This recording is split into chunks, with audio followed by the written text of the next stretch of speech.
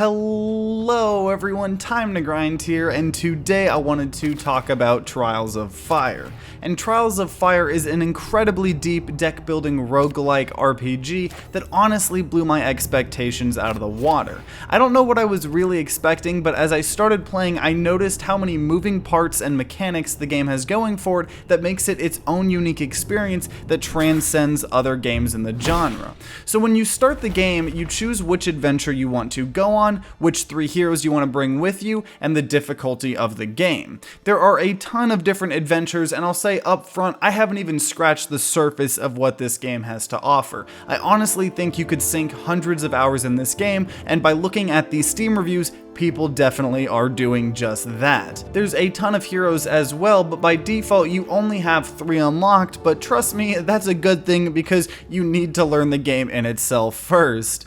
So after you start your adventure, the game is presented to you in this adventure book type style that looks really awesome. You have your main quest and there's an arrow on the map pointing to the general direction you need to go. On the way to the quest, however, there's a ton of different things you should be stopping at. There's runes, towns, merchants, random events, bosses, and more. And every time you stop somewhere, the game has a lot of lore text explaining the situation your party finds themselves in, and a lot of the time you have to make decisions of what your party will actually do. So maybe you see a human chained to a post getting ready to be sold into slavery, and you can ignore the situation and go to a shop, or you could try saving them, but you might have to fight in a battle. And almost every event or place you stop at has these choices you have to make, and it really gives the game the RPG feel that makes it stand out.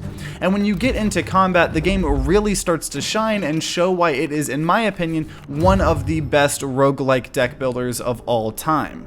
So the combat takes place on a hex grid, and all your heroes and the enemies are represented by circular tokens. And on your turn, every single one of your heroes draws their own hand of cards. And this in itself is absolutely amazing because it really makes you feel like you are controlling a party of different unique heroes that all have their own playstyles and decks. So you have a shared mana pool between all of your characters that you can see at the top of the screen.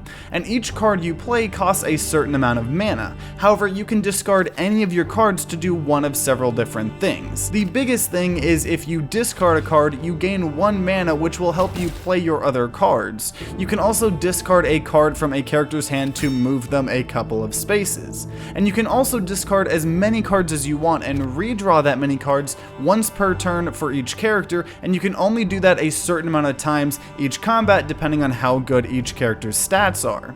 So it's really fascinating and extremely deep because not only are your cards the main way you fight enemies, but they're also how you pay for those cards and also how you move a little bit. So you really have to balance which cards you want to play and which ones you're going to sacrifice in order to allow you to play other cards or get in better positions.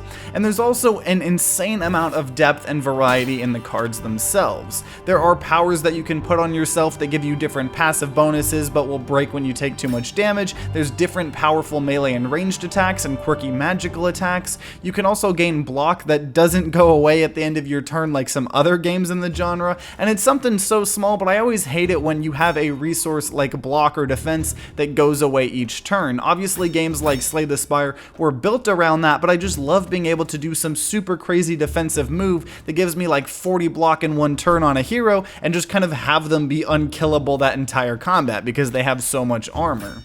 Also, every hero has a unique passive that can trigger once per turn that can do things like making the first card they play cheaper or giving other allies block or other cool things. And the last thing I will say about the combat is that all of the enemies are super unique and they actually play by the same game rules that you do. So each enemy will draw a hand of cards and have to discard cards to get movement or more mana, and it's really nice fighting enemies that play by the same rules you do. And as you fight more battles, you'll level up your heroes, which will allow you to either gain new, more powerful cards for them or upgrade their existing ones. They also just overall get a little bit stronger as they level up as well. And throughout your adventure, you will find a ton of loot, from weapons to armor to even crazy artifacts. And you can equip all of this loot on your heroes and they can increase certain stats like their armor, but the biggest thing is they will actually add new cards to the heroes' decks. So as an example, one run I got an insane little item for one of my heroes that gave her a ton of new cards that allowed her to summon these creatures to fight with us, and then she can buff them all up as well. So it completely changed the build I was going for her. And as you go on your adventure, you will need to stop occasionally to rest your party using your food supply to heal them and rejuvenate them to continue going on.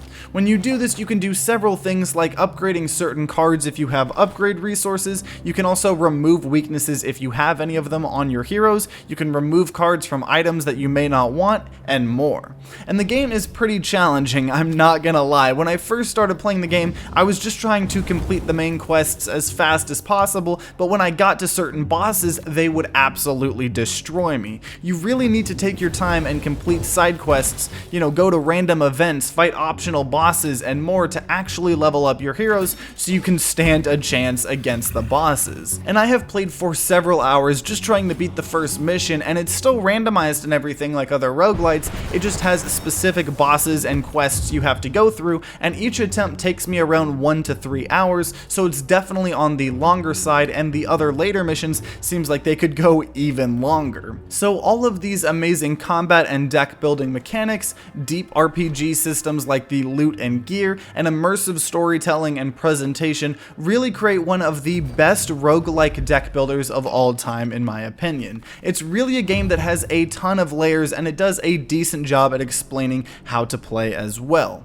Obviously it may take you a couple of hours to get the hang of everything, but it is definitely worth it, and it's not overwhelming at all in my opinion. So if you are a fan of roguelike deck builders, then this should be a must buy for you in my opinion. You could put hundreds and hundreds of hours into this game and never get bored because the mechanics are so deep. And if you do decide that you want to pick up this game and also want to help support the channel, then click the top link in the description down below to get it from my official Nexus store to help support me and the developers while still getting a Steam key. And also, if you want to see even more gameplay of Trials of Fire, then definitely check out my current Let's Play series where you can see us go through full runs of the game and everything.